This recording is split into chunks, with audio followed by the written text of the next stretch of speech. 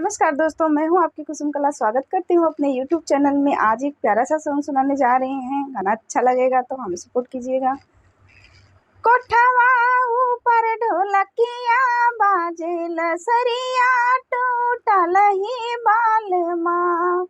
कोठवा ऊपर ढोलकिया बाजेल सरिया टूटल ही बालमा।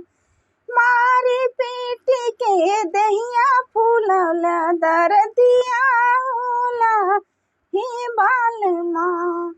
मारी पीटी के दहिया फूलौला दरदिया होला ही बालमा। होता सबेरा नैहरवा जाबै झगड़िया होई हे बालमा। मम्मी और पापा से बतिया बतबै झगड़िया होला ही बालमा। कोठवा ऊपर ढोलकिया बाजेल सरिया टूटल ही बालमा।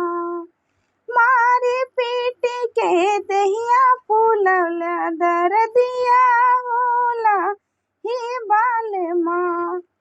भैया या भौजी से लैया लगैबै झगड़िया होला ही